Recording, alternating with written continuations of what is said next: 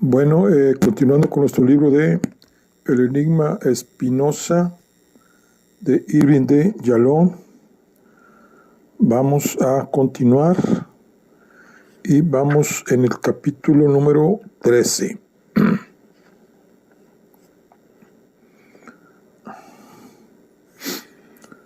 Ámsterdam, 1656. Sí.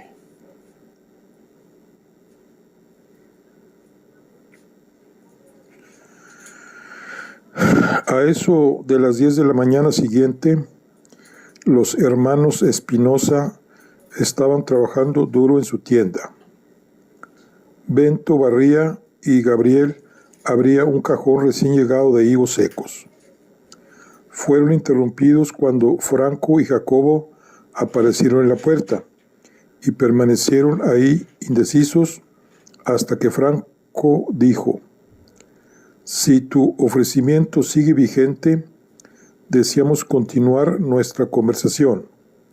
Por favor, estamos a tu disposición en cualquier momento que te resulte conveniente». «Encantado de continuar con ello», respondió Bento, pero volviéndose hacia Jacobo le preguntó: «¿Tú también lo deseas, Jacobo?». «Yo deseo solamente lo que sea mejor para Franco». Bento consideró esa respuesta por un momento antes de responder. «Esperen un minuto, por favor». Y luego, después de una susurrada conversación con su hermano en la parte posterior de la tienda, anunció: «Puedo estar a su servicio ahora. Vamos caminando a mi casa a continuar nuestros estudios de las Escrituras». La enorme Biblia estaba sobre la mesa y las sillas en su lugar, como si Bento los hubiera estado esperando. «¿Por dónde empezaremos? Tocamos muchos temas la vez pasada. Estabas por decirnos algo sobre que Moisés no escribió la Torá, recordó Jacobo, hablando en un tono de voz más suave, más conciliador que el día anterior. «He estudiado el asunto durante años y creo que una cuidadosa y desprejuiciada lectura de los libros de Moisés proporciona muchas pruebas internas de que él no pudo de ninguna manera haber sido el autor». «¿Pruebas internas? Explícamelo», pidió Franco. «Hay contradicciones en la historia de Moisés. Algunas partes de la Torá contradicen a otras, y muchos pasajes no resisten la menor lógica. Daré ejemplos y comenzaré con uno que es obvio y que otros antes que yo lo han señalado. La Torá no solo describe la manera en que Moisés murió y fue enterrado, así como el duelo de 30 días de los hebreos, sino que además lo compara con todos los profetas que vinieron después de él, y dice que los superaba a todos ellos. Es obvio que un hombre no puede escribir sobre lo que va a ocurrir después de su muerte, ni puede compararse con otros profetas que todavía no han nacido, de modo que, ciertamente, algunas partes de la Torá no pueden haber sido escritas por él, ¿verdad?». Franco asintió con la cabeza. Jacobo se encogió de hombros. «Oh, miren aquí». Bento abrió la Biblia en una página marcada por un hilo y señaló un pasaje en Génesis 22. «Ustedes ven aquí que el monte Moriah se llamaba el monte de Dios, y los historiadores nos informan que adquirió ese nombre después de la construcción del templo, muchos siglos después de la muerte de Moisés. Mira este pasaje, Jacobo. Moisés claramente dice que Dios, en algún momento del futuro, escogerá un sitio al que este nombre le será dado, Así que antes dice una cosa y después una cosa opuesta. ¿Ves la contradicción interna, Franco? Tanto Franco como Jacobo asintieron con la cabeza. ¿Puedo presentar otro ejemplo?, preguntó Bento, todavía preocupado por los arrebatos de enojo de Jacob en la última reunión. Los enfrentamientos le resultaban siempre incómodos, pero al mismo tiempo estaba encantado de poder finalmente compartir sus ideas con una audiencia. Se calmó. Sabía lo que tenía que hacer: una exposición mesurada y la presentación de pruebas innegables. Los hebreos en la época de Moisés indiscutiblemente sabían cuáles territorios pertenecían a la tribu de Judá, pero definitivamente no los conocían con los nombres de Argob o la tierra de los gigantes, como se dice en la Biblia. En otras palabras, la Torá usa nombres que recién comenzaron a usarse varios siglos después de Moisés. Al ver gestos de asentimiento de ambos, Bento continuó: lo mismo tenemos en el Génesis. Consideremos este pasaje. Bento abrió otra página marcada con un hilo rojo y leyó el pasaje en hebreo para Jacobo. Y los cananeos estaban entonces en la región. Ahora bien, ese pasaje no pudo haber sido escrito por Moisés, porque los cananeos fueron expulsados después de la muerte de Moisés.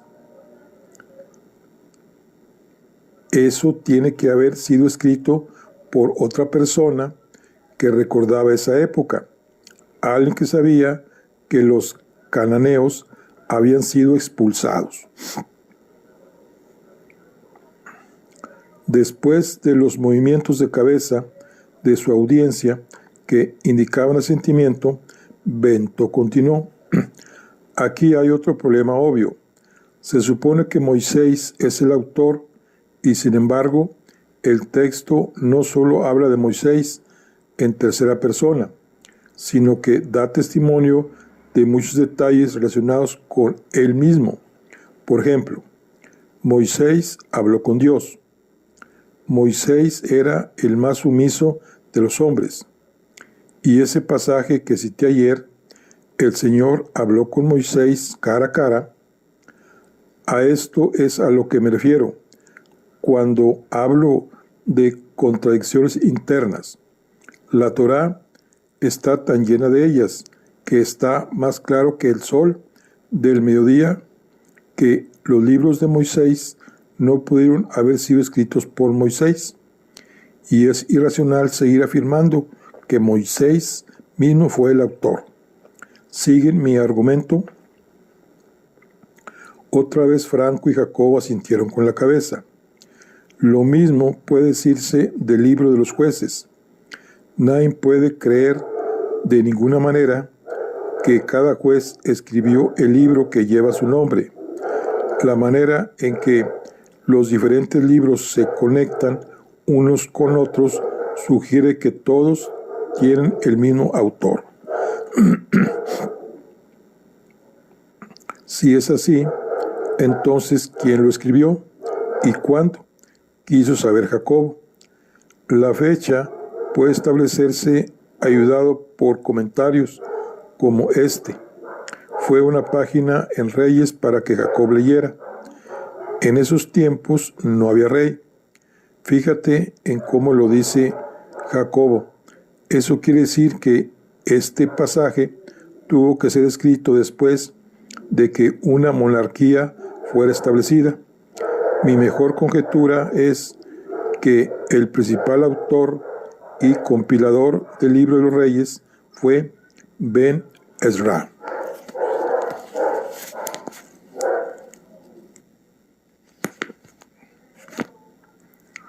¿Quién es?, preguntó Jacobo. Un escriba sacerdote que vivió en el siglo V antes de Cristo. Él fue quien condujo a 5,000 exiliados hebreos desde Babilonia de regreso al lugar, a la ciudad de Jerusalén. ¿Y cuándo fue compilada la Biblia?, preguntó Franco. Creo que podemos estar seguros de que antes de la época de los Macabeos, es decir, alrededor de 200 a.C., no había ninguna colección oficial de libros sagrados llamada la Biblia. Parece que fue compilada por los fariseos a partir de una multitud de documentos en los tiempos de la restauración del templo. Así que, por favor, tengan en cuenta que lo que es sagrado y lo que no es sagrado es meramente la opinión reunida de varios rabinos y escribas muy humanos, algunos de los cuales eran personas serias, hombres santos, mientras que otros podrían haber estado luchando por su propio estatus personal, batallando contra los arribistas de sus propias congregaciones, o con hambre y pensando en la cena, y preocupados por sus esposas e hijos. La Biblia fue hecha por manos humanas. No hay ninguna otra explicación posible para las numerosas contradicciones. Ninguna persona racional podrá imaginar que un escritor omnisciente y divino escribió deliberadamente con el objeto de contradecirse con tanta liviandad. Jacobo, mostrándose confundido, intentó una defensa. No necesariamente. ¿No hay acaso ilustrados cabalistas que sugieren que la Torá contiene errores deliberados, que contienen a su vez muchos secretos escondidos, y que Dios ha preservado de toda corrupción cada palabra, es más, cada letra de la Biblia? Bento asintió con la cabeza. He estudiado a los cabalistas y creo que ellos desean imponer la idea de que solo ellos poseen los secretos de Dios. No encuentro nada en sus escritos que tenga aspecto de ser un secreto divino, sino más bien solo elucubraciones infantiles. Me gustaría que analizáramos las palabras mismas de la Torá, no las interpretaciones engañosas de algunos. Después de un breve silencio preguntó: les he dejado en claro entonces qué es lo que pienso sobre los autores de las Escrituras. Así es, confirmó Jacobo. Quizás deberíamos pasar a otros temas. Por ejemplo, por favor responde a la pregunta de Franco sobre los milagros. Él preguntó, ¿por qué la Biblia está repleta de ellos? Y sin embargo, no hay ninguno que podamos ver ahora. Dinos lo que piensas sobre los milagros. Los milagros existen solamente por la ignorancia de los hombres. En los tiempos antiguos, cualquier hecho que no pudiera ser explicado por causas naturales era considerado un milagro. Y cuanto más grande la ignorancia de las masas acerca de cómo opera la naturaleza, más grande el número de milagros. Pero hay grandes milagros que fueron vistos por las multitudes.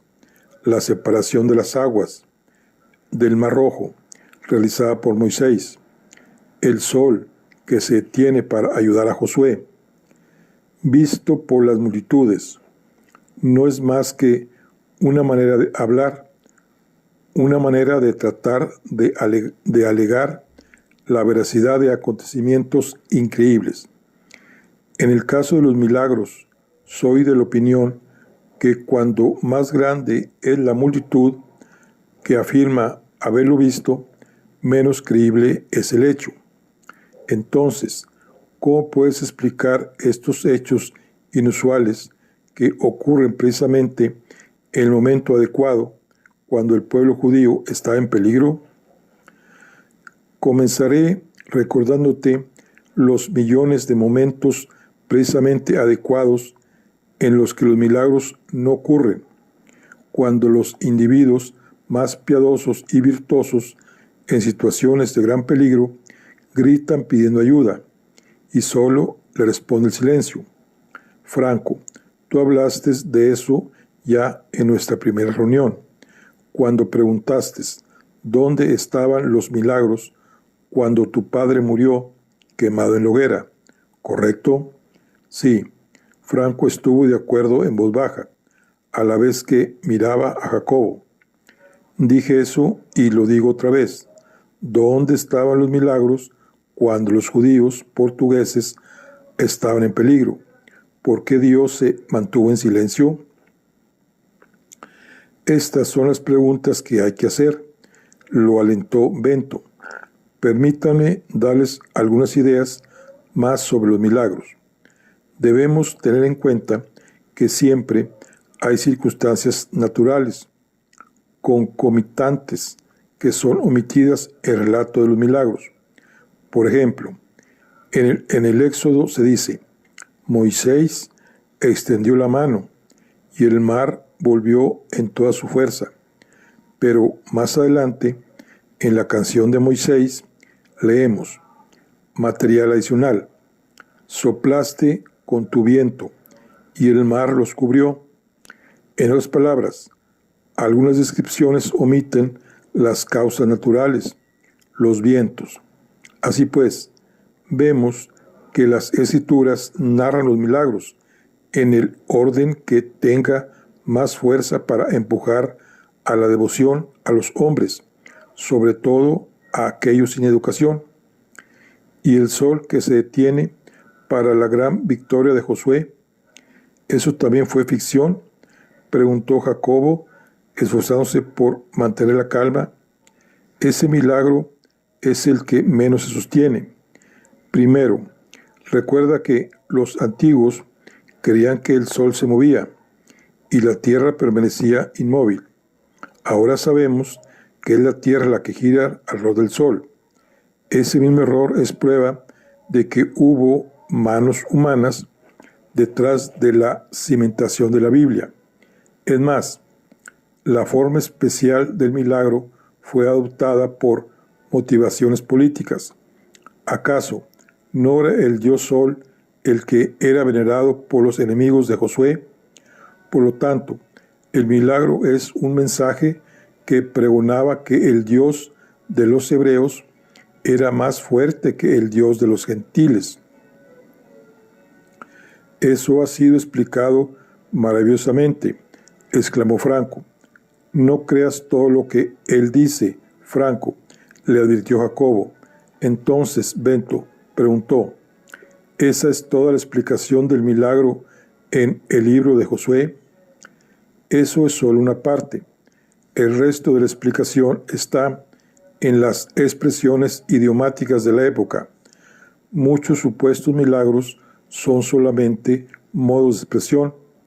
Es la manera en que la gente hablaba y escribía en esos tiempos. Lo que el autor de Josué probablemente quiso decir cuando dijo que el sol se detuvo fue solo que el día de la batalla pareció muy largo. Cuando la Biblia dice que Dios endureció el corazón del faraón, solamente quiere decir que el faraón era obstinado. Cuando dice que Dios abrió las rocas para los hebreos y el agua brotó, simplemente quiere decir que los hebreos encontraron manantiales y saciaron su sed. En las escrituras, casi todo lo inusual es atribuido a un acto del Señor. Incluso árboles de tamaño poco usual son llamados árboles de Dios. Y siguió preguntando Jacobo, ¿qué me dices del milagro de que los judíos hayan sobrevivido mientras que los otros pueblos no? No veo nada maravilloso en eso, nada que no pueda ser explicado por causas naturales. Los judíos han sobrevivido desde la diáspora porque siempre se han negado a mezclarse con otras culturas. Han permanecido separados debido a la complejidad de sus ritos, a sus reglas para la alimentación y la marca de la circuncisión que escrupulosamente observan. Por lo tanto, sobreviven, pero a un costo. Su terca adhesión a la diferencia les ha valido el odio universal. Bento se detuvo y al ver las caras horrorizadas tanto de Franco como de Jacobo, dijo: quizás les estoy provocando a ustedes una indigestión al servirles demasiadas cosas difíciles de tragar hoy, ¿no? No te preocupes por mí, Bento, Espinosa, dijo Jacobo. Seguramente tú sabes que escuchar no es lo mismo que tragar. Puede ser que me equivoque, pero creo que diste tu aprobación con la cabeza a mis palabras por lo menos 3 veces.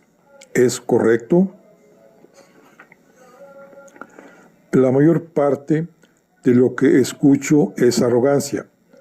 Tú crees saber más que incontables generaciones de rabinos, más que Rachí y que Gersónides, más que Maimónides.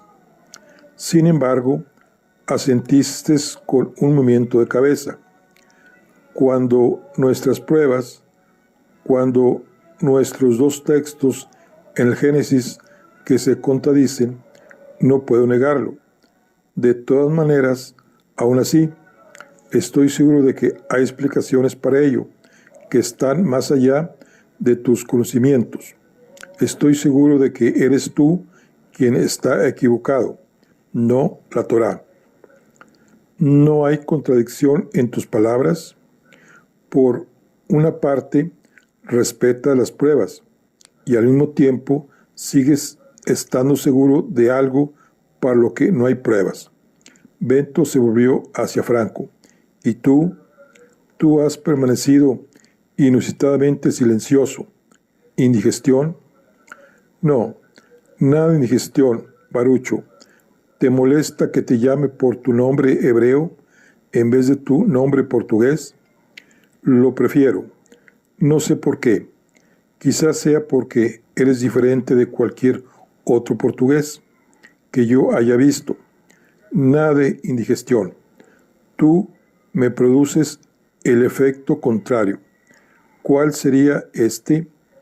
Balsámico, diría yo, un bálsamo para el estómago y un bálsamo también para el alma. Recuerdo lo asustado que estabas en nuestra primera charla. Arriesgabas tanto al hablar de tu reacción a los rituales, tanto en la sinagoga como en la catedral. Dijiste que ambas cosas eran una locura. ¿Lo recuerdas? ¿Cómo podría olvidarlo? Pero el hecho de saber que no estoy solo, que otros, tú en especial, comparten esas ideas, se convierte en un obsequio que preserva mi cordura. Franco, tu respuesta me da la fortaleza para ir más lejos y enseñarte algo más sobre los rituales. He llegado a la conclusión de que los rituales de nuestra comunidad no tienen nada que ver con la ley divina, nada que ver con la santidad, la virtud y el amor, sino que solo se vinculan con tranquilidad cívica y la perpetuación de la autoridad rabínica. Otra vez, interrumpió Jacobo, alzando la voz, vas demasiado lejos. ¿No hay ningún límite para tu arrogancia? Un niño que va a la escuela sabe que las escrituras enseñan que la observación del ritual es la ley de Dios. No estamos de acuerdo. Otra vez Jacobo, No te pido que me creas a mí, apelo a tu razón, y solo te pido que mires las palabras del libro sagrado con tus propios ojos. Hay muchos lugares en la Torá que nos dicen que sigamos al corazón y que no tomemos al ritual demasiado en serio. Veamos a Isaías, que enseña muy claramente que la ley divina significa un modo de vida auténtico, no una vida de ritos ceremoniales. Isaías nos dice con toda claridad que renunciemos a los sacrificios y festividades, y resume toda la ley divina en estas simples palabras. Bento abrió la Biblia en una página marcada en Isaías y leyó: Dejad de hacer lo malo, aprended a hacer el bien, buscad el juicio, restituid al agraviado. De modo que estás diciendo que la ley rabínica no es la ley de la Torá, preguntó Franco. Lo que estoy diciendo es que la Torá contiene dos tipos de ley. Está la ley moral y están las leyes diseñadas para mantener a Israel unido como una teocracia separada de sus vecinos. Lamentablemente, los fariseos, en su ignorancia, no llegaron a comprender la diferencia y creyeron que la observancia de las leyes del Estado era la suma total de la moralidad, cuando en realidad esas leyes simplemente fueron pensadas para el bienestar de la comunidad. Su objetivo no era enseñar nada a los judíos, sino, en cambio, mantenerlos bajo control. Hay una diferencia fundamental en el propósito de cada uno de los dos tipos de leyes. La observación de la ley ceremonial solo sirve para preservar la tranquilidad cívica, mientras que la obstrucción de la ley divina o moral conduce a la santidad. Así que, intervino Jacobo, escucho correctamente si digo que aconsejas a Franco no prestar atención a la ley ceremonial, no asistir a la sinagoga, no rezar, no observar las leyes judías sobre la alimentación. Tú me malinterpretas, replicó Bento, apelando a sus recién adquiridos conocimientos sobre el pensamiento de Epicuro. No niego la importancia de la tranquilidad cívica, pero la diferencia de la verdadera no niego la importancia de la tranquilidad cívica, pero la diferencia de la verdadera santidad. Bento se volvió hacia Franco.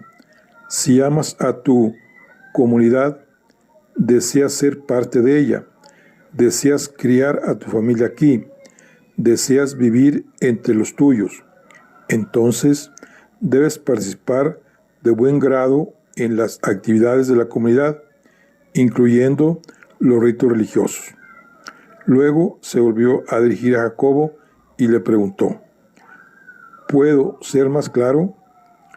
Lo que escuché es que tú dices que debemos seguir ley ritual solamente para mantener las apariencias y que en realidad no vale mucho, porque lo único que importa es esta otra ley divina que todavía no han definido, respondió Jacobo. Por ley divina entiendo el bien más alto, el verdadero conocimiento de Dios y del amor. Esa es una respuesta vaga. ¿Qué es el conocimiento verdadero?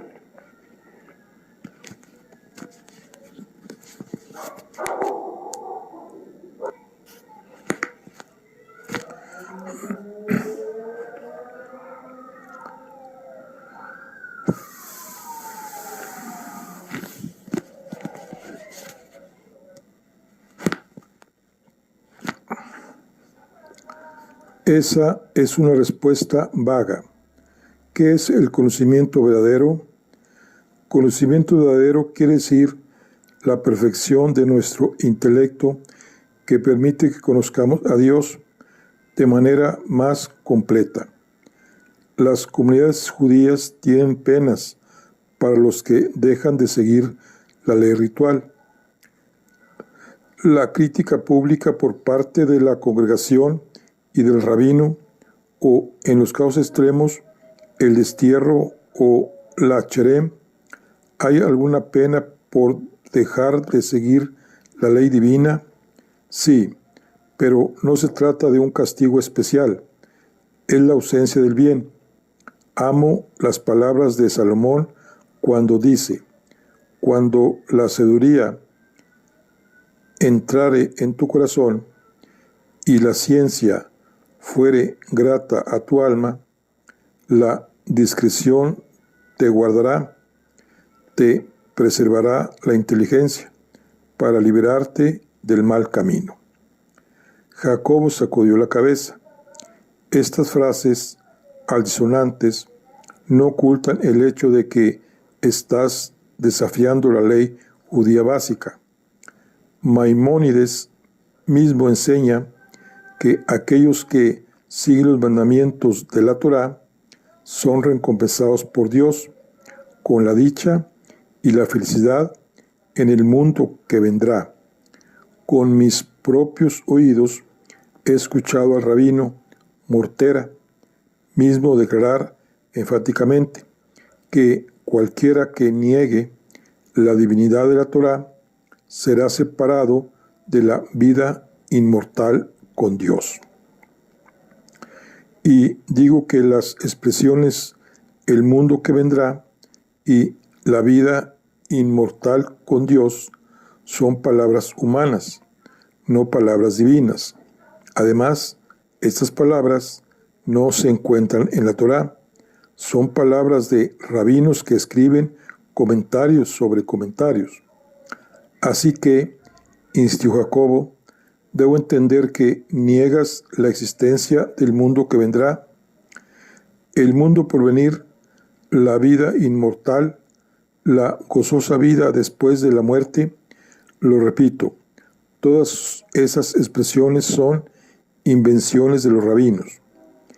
Niegas que, se empecinó Jacobo, el virtuoso encontrará el gozo eterno y la comunión con Dios, y que el mal será escarnecido y condenado al castigo eterno.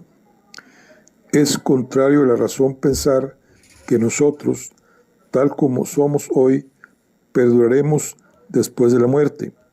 El cuerpo y la mente son dos aspectos de la misma persona. La mente no puede persistir después de que el cuerpo muere. Pero reaccionó Jacobo, hablando cada vez más fuerte y ya visiblemente alterado. Sabemos que el cuerpo será resucitado. Todos nuestros rabinos nos enseñan eso. Maimónides lo dijo claramente. Es uno de los 13 artículos de la fe judía. Es la base de nuestra fe.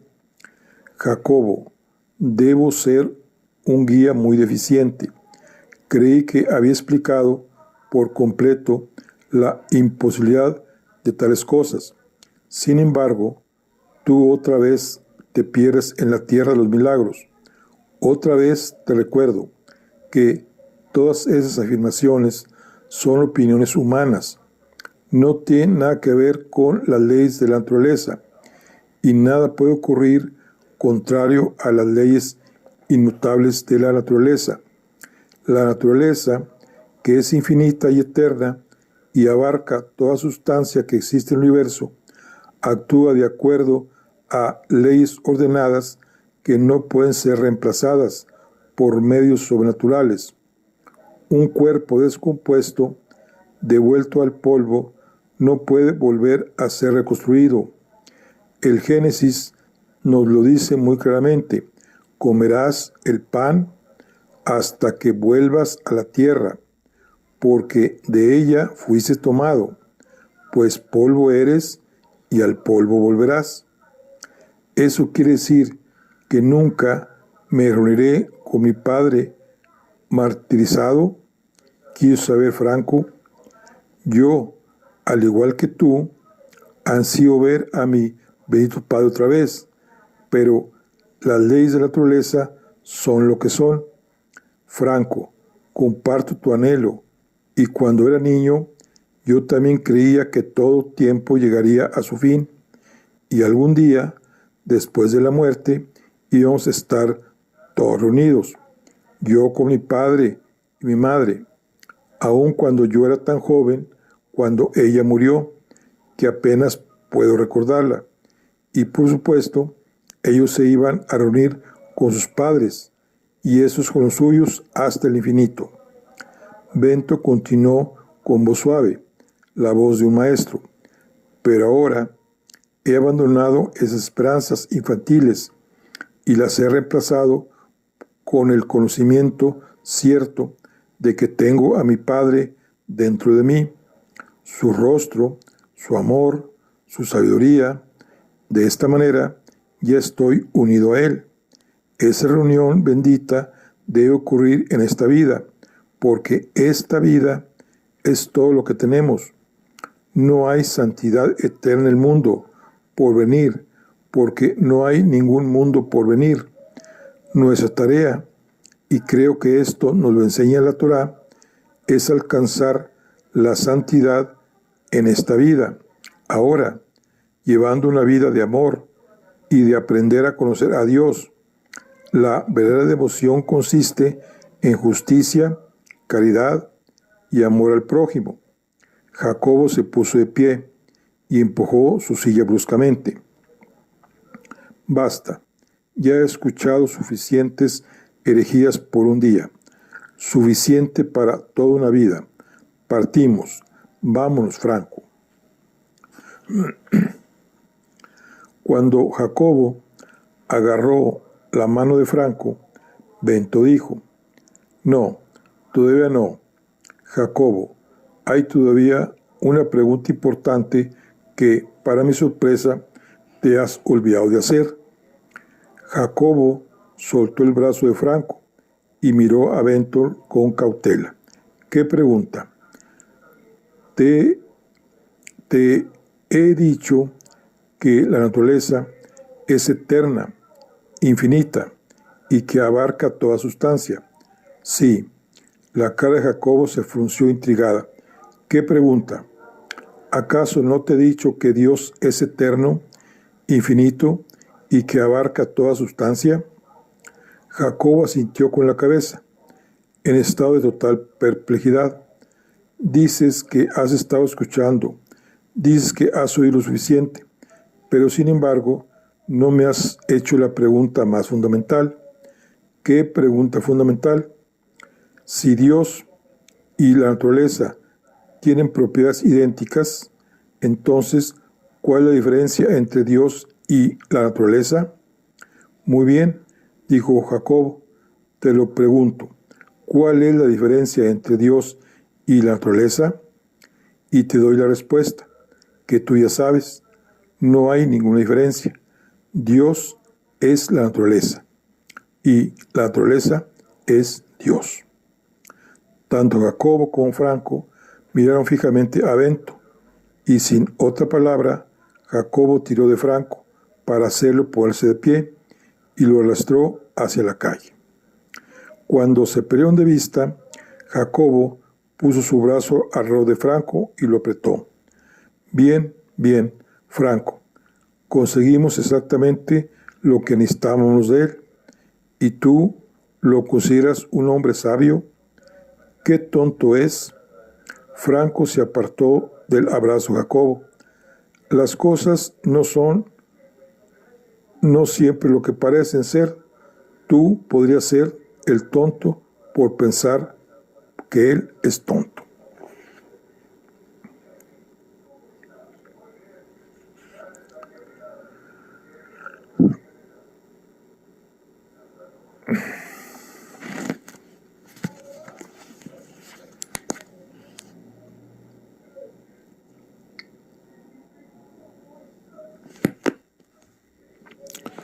Bueno, aquí concluimos la charla. Le doy.